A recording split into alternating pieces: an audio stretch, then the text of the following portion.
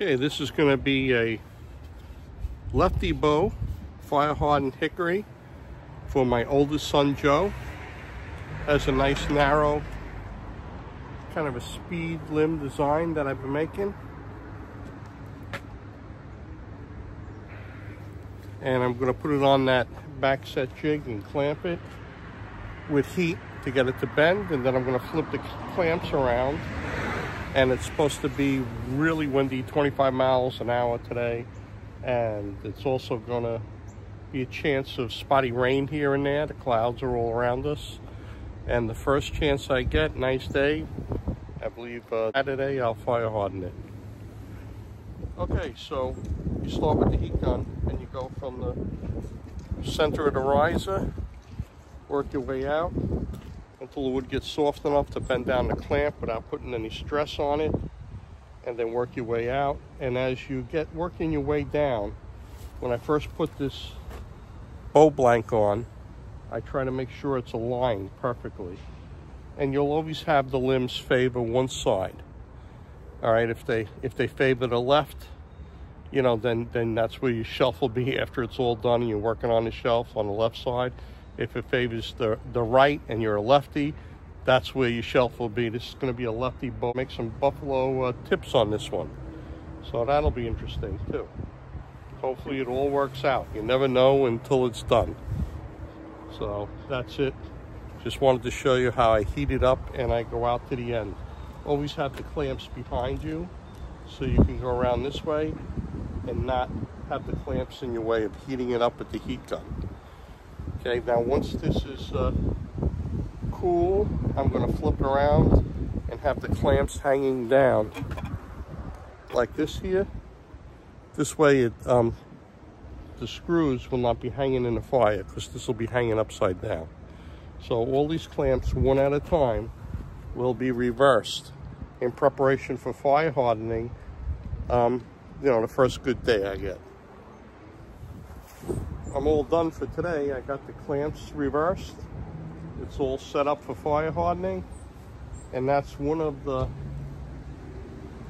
staves I made out of the logs I bought from the guy down the block that had the winter bark on it, that as I was scraping and peeling had deep gouges, and I was able to use the thickness planer, the portable one, the Ryobi, to take it down, and then use a cabinet scraper to get it towards the ring that I wanted.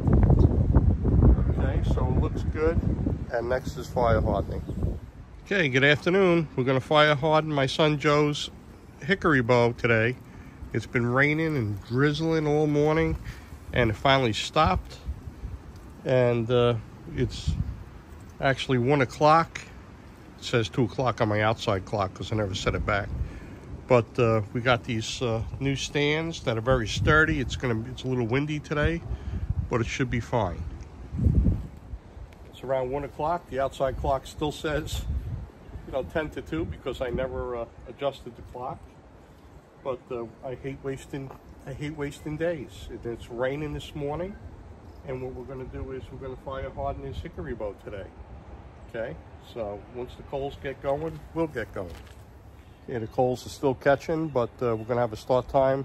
It's a few minutes to 2. We're going to have a 2 o'clock outside clock time, 2 o'clock start time, which is actually 1 o'clock, but we'll go by that. We'll go by the outside clock time, 2 o'clock. And the idea is not the amount of time. The idea is the color. We want to get the color nice and brown, and we want to get it nice and brown around the fade outs. I bought these bases from High Wild Outdoors. They're Target stand bases. And I'll tell you what, these are really sturdy. We have gust today. We can have gust up to 30 miles an hour. And these stands are rock solid for fire hardening. So it was a good purchase. Okay, once again, we're going after that nice brown color and not so much the time, but you take your hand and go right underneath. And the 3 count. You shouldn't be able to hold it any more than 3. 1, 2, 3. 1, 2, 3. 1, 2, 3. I'm going to raise it a little bit. It's just a little hot. Okay. 1, 2, 3. 1, 2, 3. 1, 2, 3. 1, 2, 3. 1, 2, 3. 1, 2, 3. That's the best way.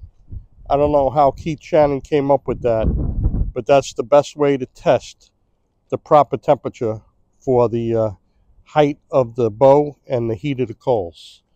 Okay, now since it's been a half an hour, look at that. The clamps are turning a little bit, some more than others.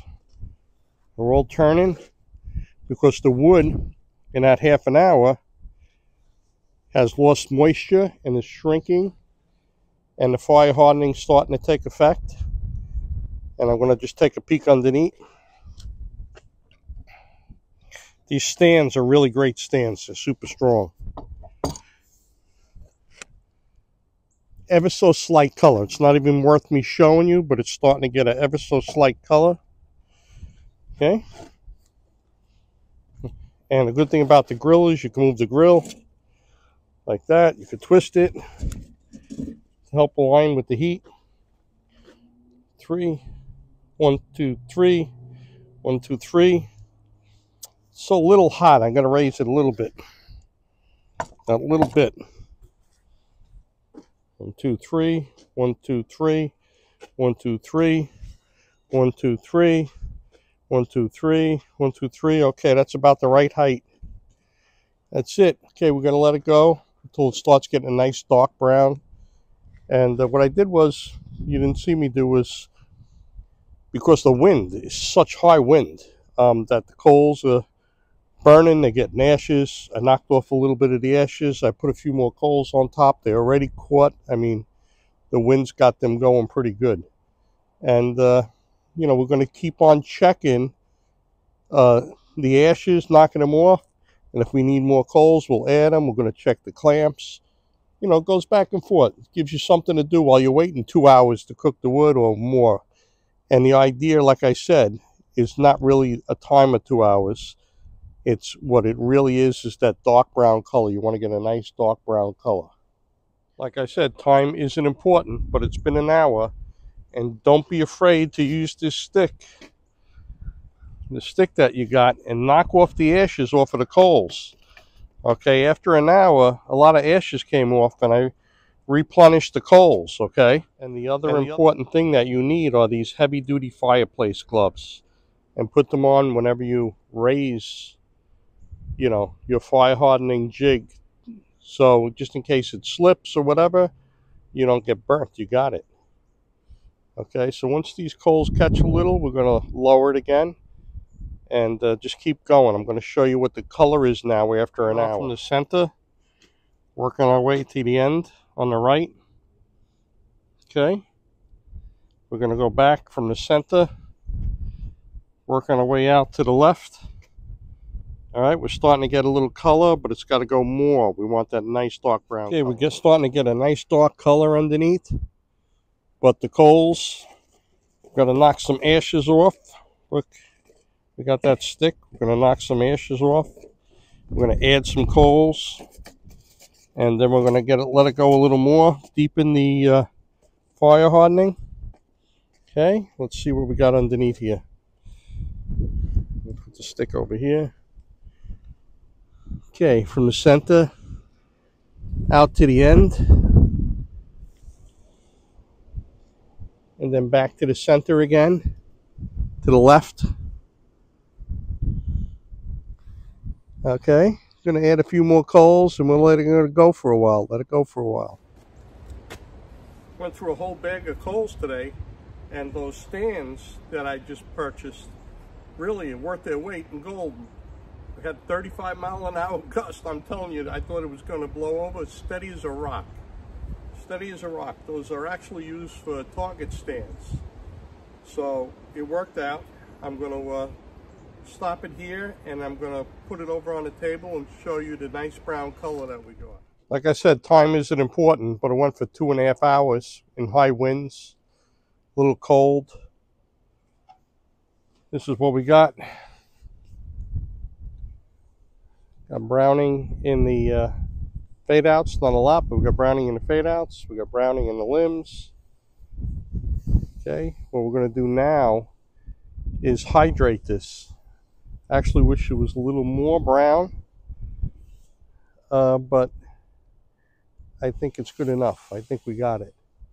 So what we're going to do now is hydrate this. Show you the back set first. Look at the back set we got. Yeah, we got some nice back set going on there. And then we're going to really, a couple times during the night, 2-3 times, I'm going to make sure that we put moisture in, very dry. And we're going to put moisture in this.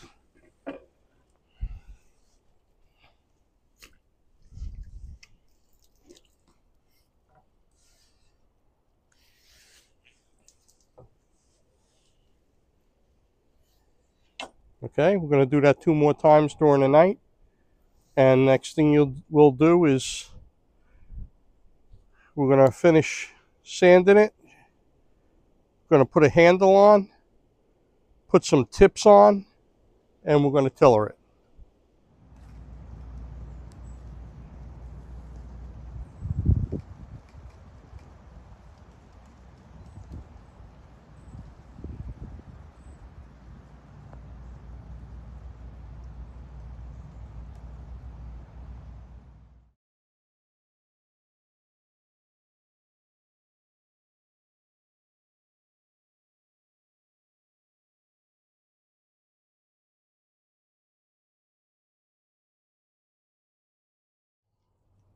Good morning. Today I'm cutting string grooves in my son Joe's bow with the buffalo horn. And you could see I have a video on how I cut string grooves in. This one hasn't been done yet. I measured down 3/4 because that's exactly where I want the first cut to be. And what I do is I'm only using a chainsaw file. I don't use a rasp when I'm doing these tip overlays. And I'm going to go across first.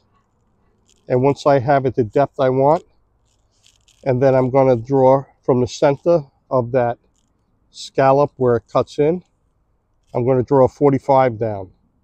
Okay, and I'm going to start going around and down and shaping to get that 45. Okay, so here we are, we get the 45, right? And we got it down here, and then I make a couple of strokes up a little bit when I'm done, just so the string can rise when you're pulling back.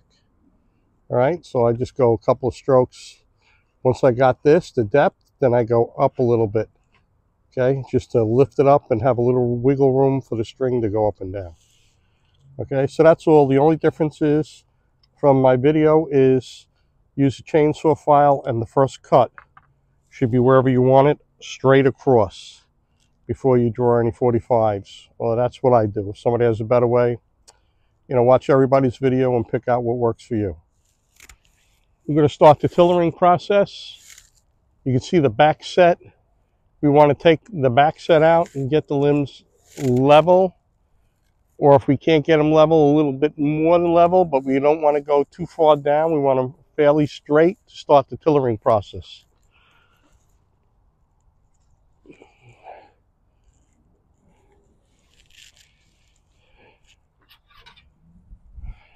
I have lines marked with a fade out saw, the center line, and 1.5 inches from the bottom of the knock. Okay, maybe a little aggressive, but that's what I want. That's what I'm going for. Okay, we're going to put the yardstick up, and we're going to look and see what kind of bend we got. Okay, and we can see we need a little bit more here and a little here, but a little more here. Let's try the other side, see what we got to do. And this is micro tillering. We start off early. Start off early.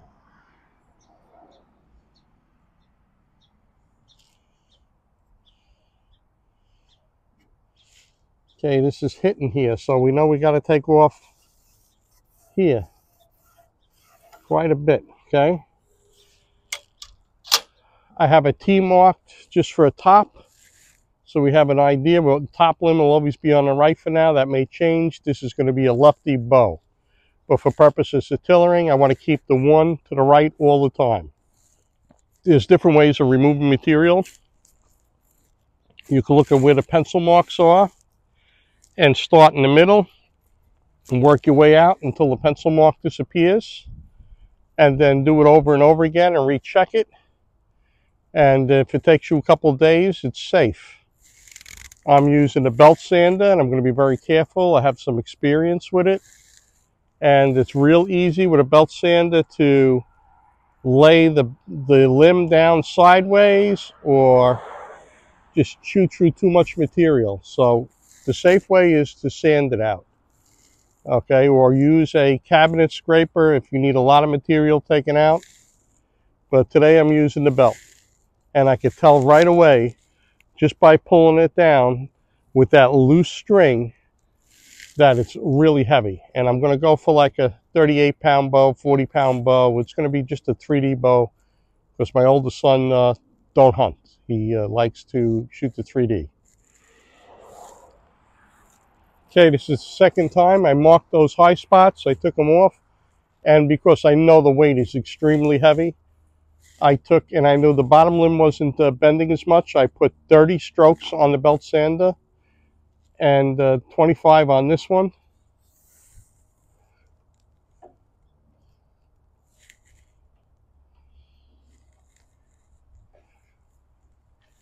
Okay, we can see we got a bend here. It needs a little more bend here and here. Okay. Now this one was just about touching down here, remember?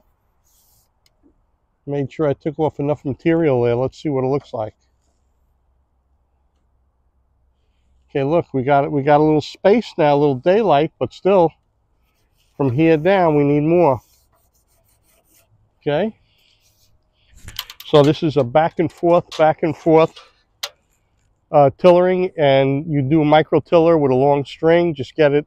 You want it to bend early on evenly, so you're not stressing any one section of the wood. You want it to bend even, and then we'll go down an inch at a time. When we set this up on the tillering stick, we want to make sure that we got it as level as we can to start.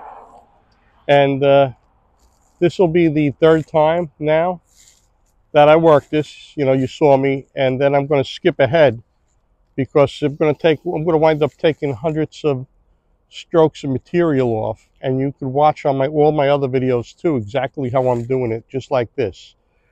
All right, and then when we get it flexing down far enough, like 5.5 inches, then we can put a shorter string on, okay, and tiller it from there. But we use the long string down. We barely got them flexing. Okay, a lot of weight on this bow yet.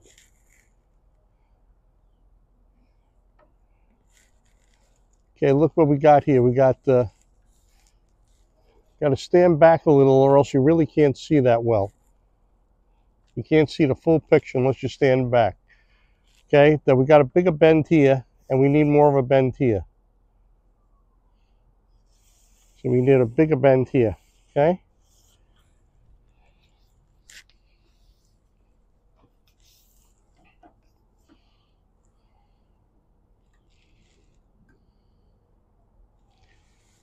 Okay, now we got the bigger bend here, and we got this bending more. We did good, but it needs to have more material taken off here.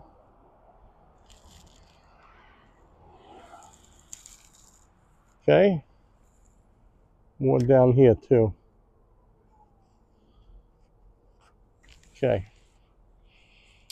Okay, we're going to go down. I'm going to do it a few more times and get back to you. It's like watching paint dry. But if you never did this before, take the initial steps of going down an inch at a time. Just take the back set out, or try to get it a little bit more than level, and start working it to get the limbs even at an early start. It really will help you in the end. Okay, so once again, I just want to explain something to you. From the bottom of the string groove, I marked 1.5 inches. That's a mark there. I marked by the fade out, where the transition is. Between those 2 points, I marked a midway point, okay? Same over here. Okay, this is the same thing over here. And the goal to this tillering is to get the limbs to bend perfectly equal with each other from start to finish, okay? Or as close as you can at the finish once you put a string on. So what we're going to do is we're going to put this straight edge up on here now. I went back and forth several times, all right? And what I want to show you is we have a mirror image, okay? And that's going back and forth several times. From the center line, it's equal. And that's what we're looking for. Before you pull down on the string any further, right? That's what you want. Let's check out over here.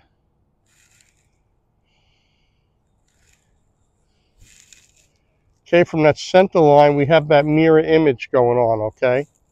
And once again, when the camera is back further, you could see, you know, finer details than I see close holding a yardstick. But it's accurate. Use a yardstick, it's accurate. Now we're going to go down another inch. Okay? We're going to check it out.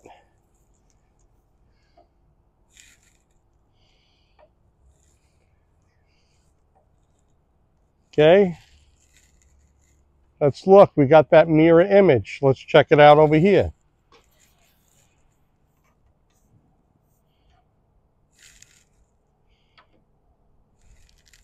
We got that mirror image. Let's go down another inch.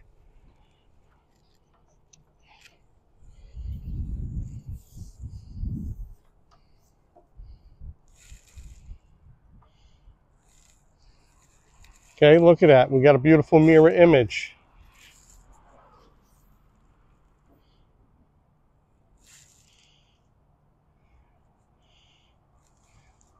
We got a beautiful mirror image, okay? That's all because we did that early micro tillering. Now, the other thing is because as I've been going on, I've been taking off 20 strokes here, 15 strokes there. I'm trying to reduce the weight. Even though I didn't put a scale on it, I could feel it was pretty heavy. So let's go down a little bit more. Okay, we'll go down another inch. So now we're at what we call 15.5 inches from the bottom of this riser handle, okay? And then what we're going to do is pull down a scale to that 15.5 to see what I got.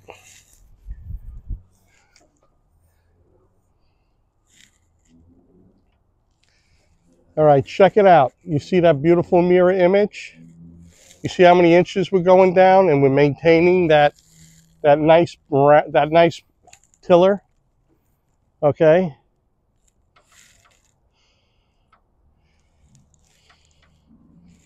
Look at that, beautiful, right? I would keep going, but I want to check the pounds first. So where we are is the arrow points to 15. We're going to pull the scale down to that 15 mark and see how many pounds we have. Let's see how much weight we got at that 15.5 inch mark.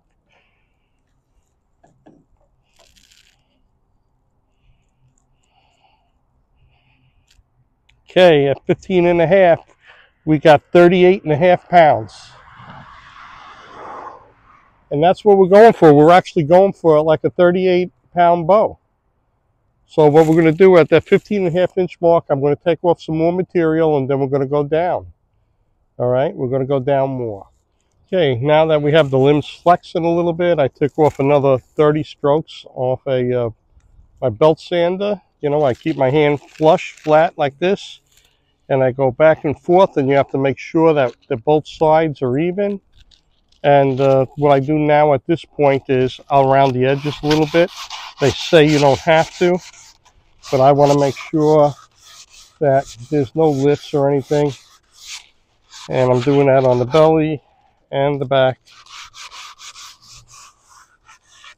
Okay, and then if you have to remark your lines, you do it. Okay, I took off 30 strokes on each limb just to lighten the weight a little. We're at that 15.5 inch mark. Just going to check it because I took off so much weight. And look at that, we still have that perfect mirror image.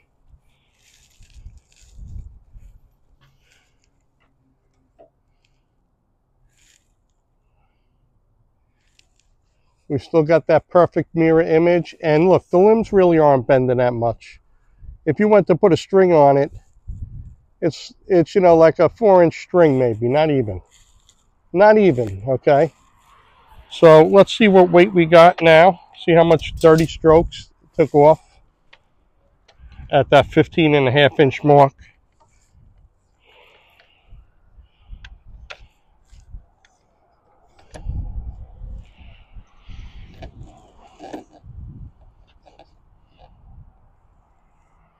Okay, 35 pounds. Okay, let's see how far we could go down to 38.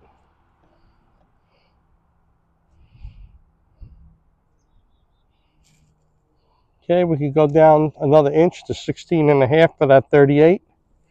Okay, we got to take off a little more weight. Everything's good. And now this is a little game, just going gentle, taking off weight, checking with the stick, using the scale, going back and forth. And what I like to do is, once I get it down where the limbs are bent and it looks like we're getting around 5 inches, 4.5, 5 inches, then I'll put a shorter string on. And then we start the process. We continue the process. Okay, at 19.5 inches, we got 39 pounds.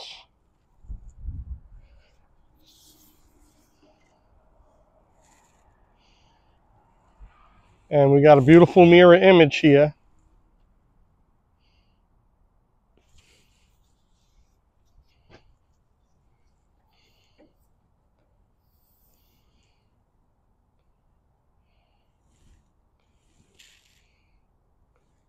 Okay, we got beautiful mirror images.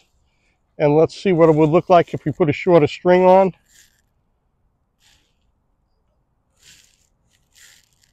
Probably got like a 5-inch brace height. We're going to put a shorter string on now.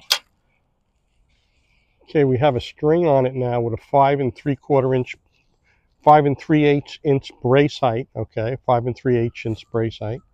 And we measure from here to the marks of the fade outs. We have 5.5 here and 5 3/4 here. So this here, we have to get this to bend a little bit more on the inner limb. Okay. And then we got this 5 inches here. Okay. And this we have 5.5 inches. So this is bending more. We have to get this to bend more. Okay, we have it even now. A little bit of work. Just took a couple of different times. What I do is I mark inside the limbs the difference. So, you know, so you don't have to think about it. If it's 5.5 inches to here and this one's 5 1/4 or something, just mark it on here. You're going to sand it off anyway, reducing weight probably. And this way, as you reduce some material, you do one limb at a time and you check it out. You can put the 5 1/4 or whatever it is back, right? But it's nice and even now. Now we're going to check on that tillering stick, and we're going to check and see how nice and even it is in the pounds. Okay, we have it nice and even now, right? And we're going to go down and see how far it is to 38 pounds is our goal weight. I believe I had it at 22 inches. I tested it before. Let's see.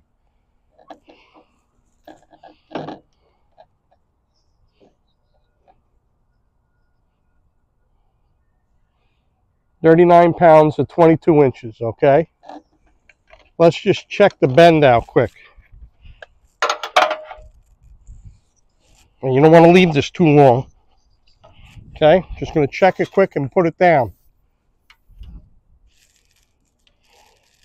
Okay, look, check it out. Nice, right? Check it out. Nice, right? Perfect, okay? Don't want to leave this. So 22.5 is actually 24.5 inch draw length because that measurement don't include the thickness of the riser handle, okay? So now that I know it's bending even, I'm just going to do weight reduction and get it down to that 29 inches. I'm not going to go down that far to check it. I don't have to go down that far to check it. You know, I can go down 18 and put the ruler up and make sure it's bending good, and I know it'll go down that extra People say you don't have to do it, but I round these edges real good, especially when I'm getting down to the draw length. I don't want any lifts. I don't want any surprises. Okay, if I have to remark the limbs a little bit, I'll do that, remark them, okay? Okay, I'm going to do it to both limbs, nice and round and smooth. Okay, at this point, I don't know what other people do, but I figured it's worth mentioning.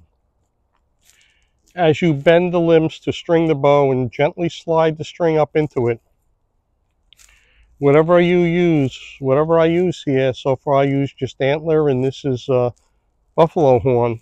I try to make such a glassy, smooth transition that the string will slide right up and not catch on anything. Okay, so I make sure the tip is nice and soft and has a nice transition to slide the string over. Okay, then I removed a lot of weight for weight reduction. The first thing I do with the string on is I measure again what it is to the string, and I'll mark on the middle point and here what the number reading I have. And this way, when I go over to take it down, I'll know where I got to take it down, because after removing 30 strokes to get it somewhere where I need it to be, it threw it a little bit out of whack, and I have to sand it to get it flexing even to the string. Okay, what do we have for brace height? We have a 5.5 inch brace height. Once I get it a little more even, I'm going to increase the brace height. Okay, we have a 6.5 inch brace height, and everything is even. I went back and forth a couple of times. I just figure it's worth mentioning. When you put these string grooves in, okay, everybody says like you put a 45 on it for the string groove. Make sure they're deep enough. Make sure your string is in and it's not sticking out. Okay, I may make these just a hair deeper, a few more strokes. And look at the angle.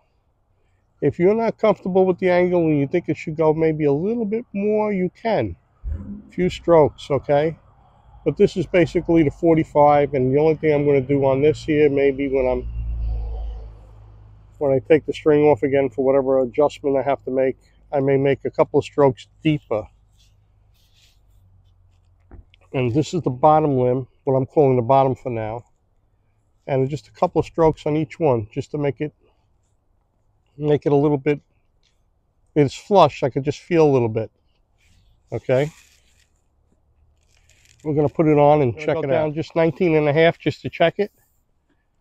Just to check, see if we got that mirror image going on still. We're not really stressing the limbs out that much. We're going 19.5. We got a beautiful mirror image going on.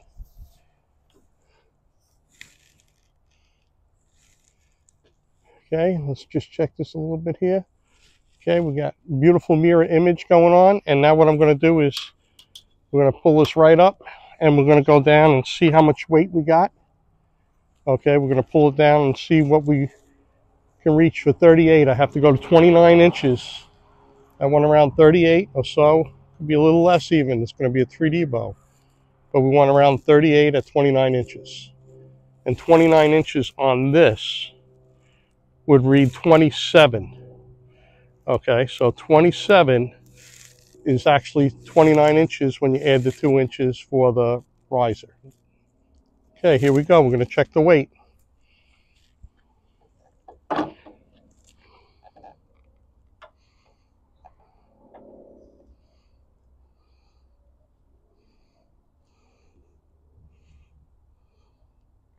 We got 38 at 22.5. 38 at 22.5. So we got to reduce some weight. We have a 6.5 inch brace height. Everything's even. And we're going to see how many pounds we have. Okay, let's see how many pounds we have as we go down.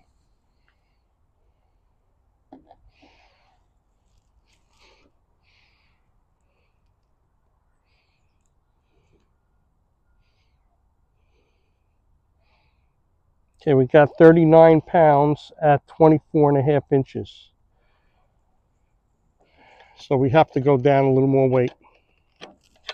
When you're making a video and you're tillering, you go back and forth 100 times. And now at the end, the weight, trying to get the weight to the draw length, I have to delete about 20 of these things, hoping that I get it down to the right pounds at the right draw length. So let's see how far we go down to get 38 this time.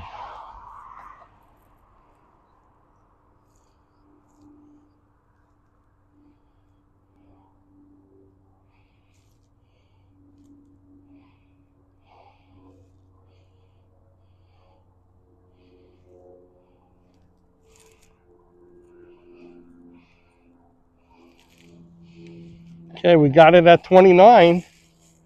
We got it at its 29-inch draw length. I'm going to do this one more time. I'm going to stop it right here.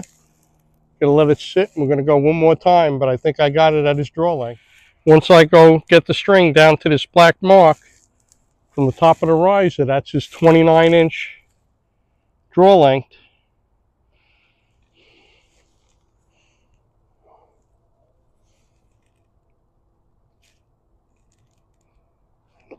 We got 37.5 pounds, perfect 3D bow.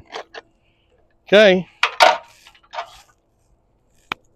Yay to me, I'm done. Now I got to shape the handle lefty. lefty handle for my son Joe. Here's my son Joe's lefty 3D bow.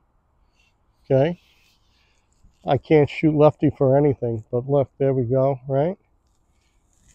We got the buffalo horn tips. Okay. We got tilted to his 29-inch draw length at around 37 pounds for 3D. It's going to be perfect for him for 3D. Okay. We're going to stain it. I'm going to stain it with a leather dye. Dark brown leather dye. It's going to look nice. And coat it with warm satin polyurethane. I'll make a nice string for it tonight too.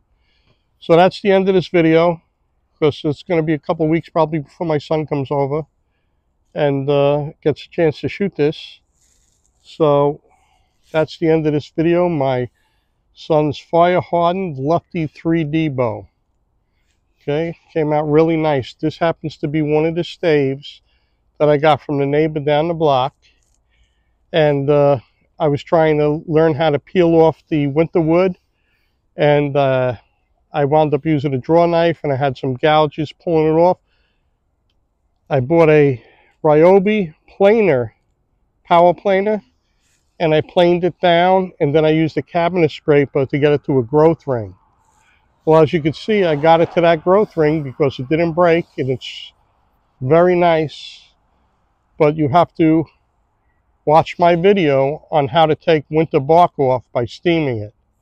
The key to getting that winter bark off, once you have it shaped like a 2 by 2.5 by 2.5 inch stave, is put it in that steam pipe for an hour and 15 minutes. It has to be more than an hour.